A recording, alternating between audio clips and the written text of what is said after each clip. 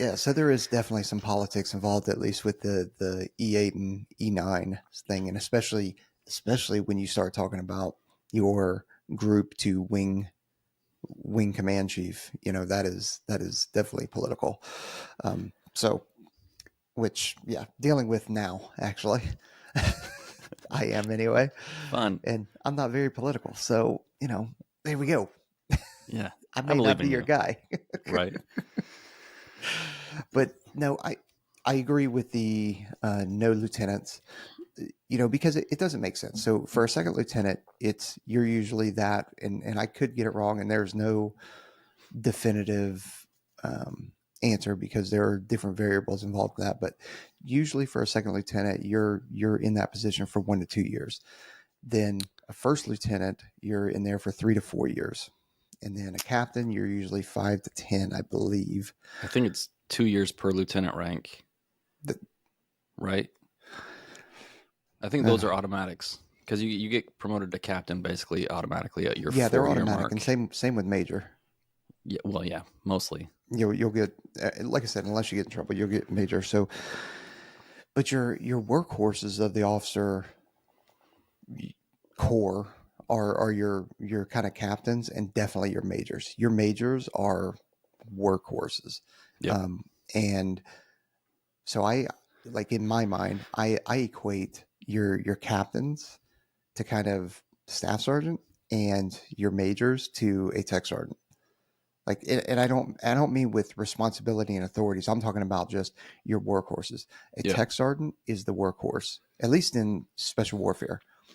I was the most, as a tech sergeant. I was the most qualified, the most utilized. I was just jobbing, just constantly. I was jobbing the whole way through, but tech sergeant is really where I kind of peaked. Yep. And man, it was everything. Every deployment, every TDY, every training event, everything. As a tech sergeant, I was taken. Yeah. Well, we always talk about that, right? Like we tend to get guys to peak lethality, peak knowledge, and then they make E7, and it's like, hey, you're coming to ops.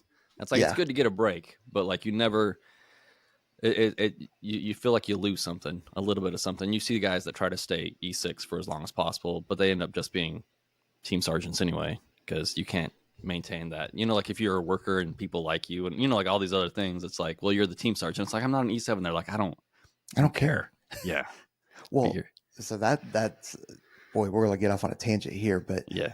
that who's running a team at that point, right? Is it the tech sergeant or is it the master sergeant? Right? The team sergeant is okay positional wise, but maybe he just got to the unit and he doesn't have the pool. Because I tell you what, you if you're a solid dude and you have the personality and the credibility to get everybody on your page or your side or whatever you want, like, you're the one running the team, Yep. not the team sergeant. Well, it's just like the teams have like wavelengths, right?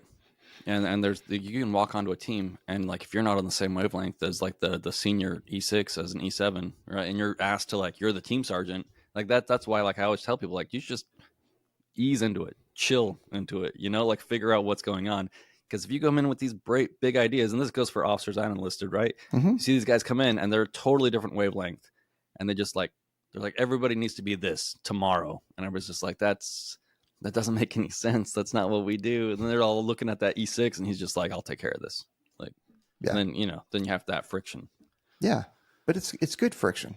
It's Yeah, because it needs to happen, and it's not to say that team sergeant's not running the team. Obviously, there's a difference between influential leadership and positional power and all that kind of stuff. So it's just a different kind of thing. But man, you get a solid tech sergeant that is fully qualified and is an unbelievable operator and can speak at a different level. That dude is your shining star in an entire unit. yeah, And yeah. They it's make everything happen. yeah, yeah. So again, going back to the workhorses, that's your tech sergeant, staff sergeant, tech sergeant. That's your captain and majors. Now, at certain points of like a staff job or something like that, then your lieutenant colonels, your O5s, and your kind of E7s, E8s are also workhorses, but that is at a staff or a major command or a headquarters level.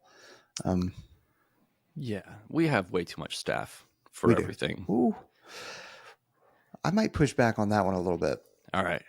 And the reason why, and I'm not necessarily disagreeing. I'm just saying that we like a where I'm at, we get a lot of stuff pushed down from Air Combat Command Mm-hmm. onto us to do when it's really things that the staff at the headquarters should be doing, but they don't have the manning. I mean, when people think that when just using the Air Combat Command or using AFSOC, Air Force Special Operations Command as a people think, all right, the staff, it's got to be 400 people. No, the staff at a wing at a headquarters is probably 100 or less. That's at a headquarters. At a wing, I mean, what the 2-4 SAL, I think it's a handful of people. Yeah, wings are supposed to be small. Right, but at least right now, the new construct that's coming out, things are going to change. Same with the MAGCOM. Well, I'm a believer in most of that, right? Like you saw how like the Space Force, the nerds looked at everything, and yeah, they're nerds and nobody likes you, but they got rid of wings or they got rid of groups. One of them, right? They're just like, A, Yeah, we don't have the manpower to do it. B, it's not really necessary to get the job done, you know? well, Space Force has Spocks, and I'm not even kidding. If you haven't looked at the Space Force stuff too, Oh, and hey, we've got a Space Force unit at the web school, and in fact, yeah, some of them listen to this too, which is funny because they're going, God, picking on us. But yeah, they've got deltas, they've got Spocks, they've got they've got a whole different um, tiered system in terms of their command relations and organization. So yeah. they went all in on the Star Trek thing. Yeah, but All in. yeah, they're nerds, and I love it. I actually do like, but that what happened is they had the opportunity, and I get it that they still get a lot of support. They still fall under the Department of the Air Force, right? So they still get a lot of support and all that other Yeah. stuff through falling under the DAF. However, when they looked at the organizational structure and how how ineffective it can be, the way that the Air Force is set up now because of traditions and like the way things were at one point in time, and you hold on to things, you know, um, they reorged it to make it make more Yeah. sense, right? And I think we have a hard time with that. Like, right, even with like our career fields, everybody's like, "Oh my goodness, we're losing TAC-Ps," and it's like, okay, but look at TAC-Ps before GWAT. There were way fewer TAC-Ps because it Yeah. wasn't a requirement. We weren't fighting, two land wars at the same time. Um, so we didn't need as many TAC-Ps, and so like it's hard for us sometimes to like look at things and be like they're cutting down my career field, like we're losing all these positions, and it's like, well, did you really think that we were going to hold on to all these positions when we're not actively engaged in multiple theaters of combat? Yeah.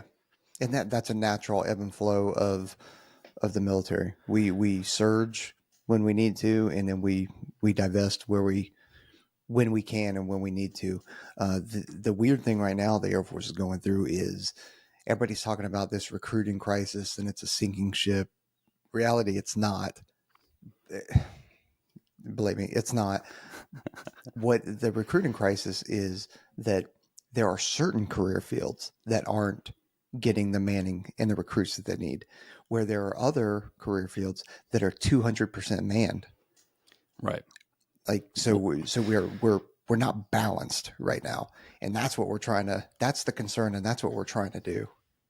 Well, there's differences. Like missing recruiting goals does not necessarily mean that the Air Force is unhealthy, right? Like Right. to my earlier point, like it's like, do we really need all these people? Like, why were all these people joining? Like when I joined in 2003, like you had to basically try out to get into the Air Force, because the Air Force was not struggling with recruiting because of all the stuff that was going on in the world, and so like why are people not joining now? Well, we don't have an actual war that's on the news, you know. And then there's political stuff and a bunch of other stuff that like makes more noise than all that. But the fact of the matter is, a lot of people join because they want to be a part of something. They want to be a part of something that they can tell their kids about. You know, like they want to either shoot somebody or say that they knew a bunch of people that shot somebody or dropped bombs or whatever. So like that's just the way it Americans like is. to fight. Weird. We like to fight. Bunch of savages. But I mean, look at the influx of people. Now, post 9/11, people were pissed off. So that made sense. I mean, I think probably everybody hit their recruiting goals for several years after that. Yeah. I mean, we like to fight. That's the way it is. Now, maybe we need to keep our noses out of other people's business for sure. I'm not advocating for we just fight everybody. Like World police. Yeah, Woohoo! we don't need to be the world police. But if it makes sense and the public need, and notice I said public, not politicians. The public need us and want us to go, then sure. Don't Not get all politicians. constitutional on us. Don't refer to that old document about who holds the power. It's just old. It's Yeah. worthless. Yeah, we're just the execution arm of the will of the the public through the representatives that they've elected to Congress, right? So that's all it is. That's all it is. No, but I just don't know how it would work with the removal of E89 because then at that point, are we relying on the E7s to